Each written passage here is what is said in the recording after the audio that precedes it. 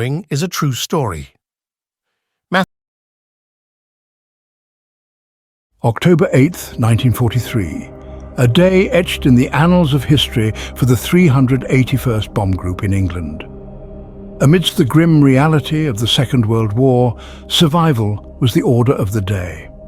In this daunting atmosphere, the men of the 381st Bomb Group prepared for their daily battle, their 36th mission since they arrived at the Ridgewell Air Base earlier that year.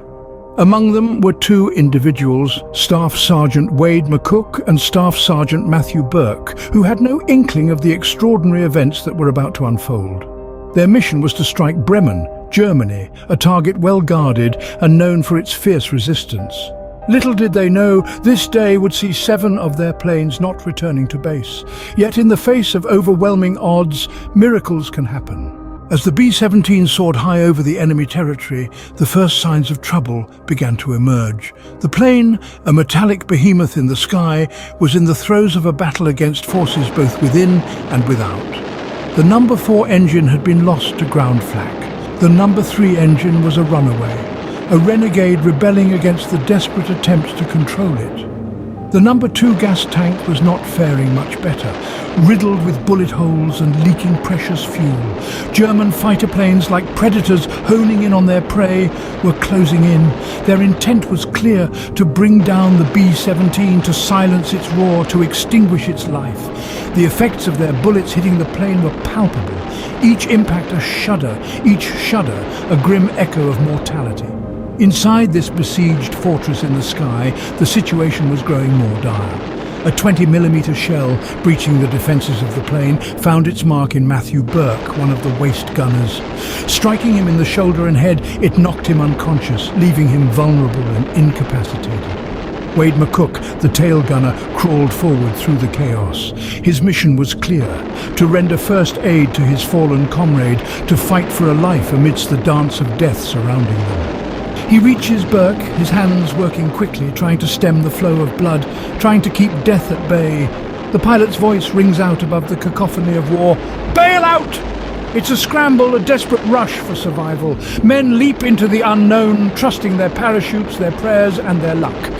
But 2 men are left behind. Burke, unconscious and bleeding, and McCook torn between his duty to his comrade and his own survival. McCook stands, pulling on his parachute. He's about to leap into the abyss, but a glance at Burke makes him pause. His comrade, his brother in arms, needs him. But before he can make a decision, an explosion rocks the plane. The B-17 is shattered in half, the force of the explosion sending McCook tumbling to the floor, landing next to Burke. The world spins, the roar of the engines replaced by the howl of the wind. The bellowing thunder of the blast echoed in their ears as the tail section of the plane, now a detached fragment, began its descent towards the earth. But a peculiar thing was happening. Instead of plummeting straight down, the tail section was falling at an unexpectedly slower rate. This was not the rapid death dive one would expect from a broken plane. It was more akin to a leaf, gently swaying and wafting in the breeze, gradually making its way to the ground. The reason for this unusual spectacle was a miraculous combination of circumstances. The position of the 2 men inside the tail section had inadvertently balanced it perfectly. Their weight distribution, coupled with the large surface area of the horizontal stabilizer, altered the dynamics of the fall.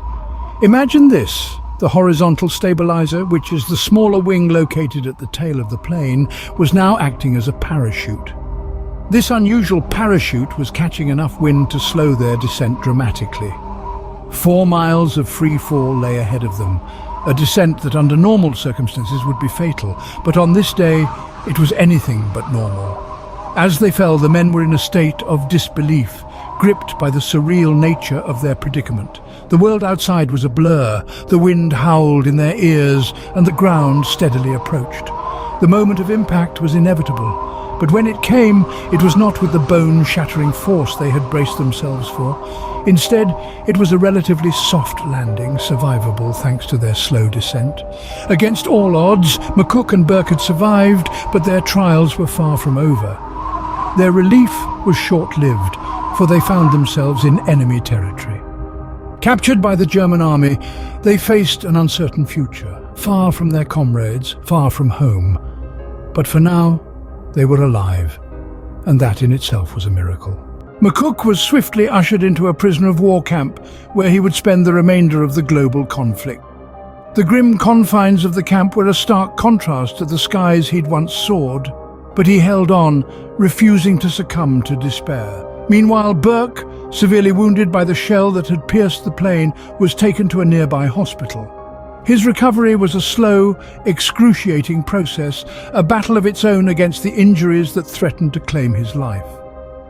For several long months he fought, his spirit as unyielding as the day he'd boarded that fateful flight. In a surprising turn of events, Burke was included in a prisoner exchange with the United States, allowing him to return home. However, the scars of his ordeal were not just physical. His wounds ran deep, a lasting reminder of the war he'd survived, and he never fully recovered. In the face of insurmountable odds, McCook and Burke lived to tell the tale of their miraculous fall. Their story, a testament to human resilience and the unpredictability of fate, continues to inspire. In the throes of the harshest war, Staff Sergeants Wade McCook and Matthew Burke cheated death in an almost fantastical twist of events. Their miraculous survival left an indelible mark on the annals of history, a tale that stands tall amidst countless war stories. Matthew Burke spent 5 months in 3 different hospitals before being transferred to Stalag Luft 6 at Heidkrug, located in East Prussia.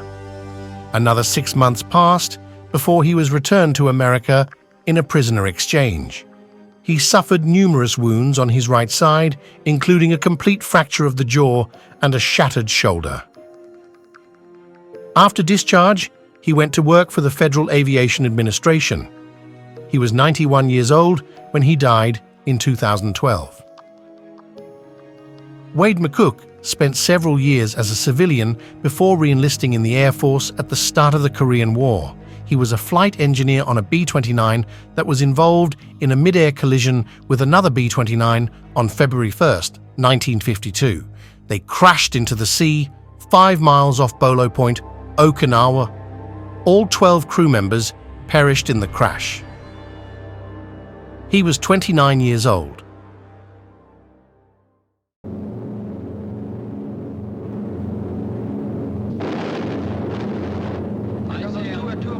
Watch him, Scotty. I got my sights on him. Check that B-17, Chuck. 3 o'clock. Loader smoking. Fighters, 10 o'clock. Watch those 2 at 12, Ben. They're coming in. They're coming in, Scotty.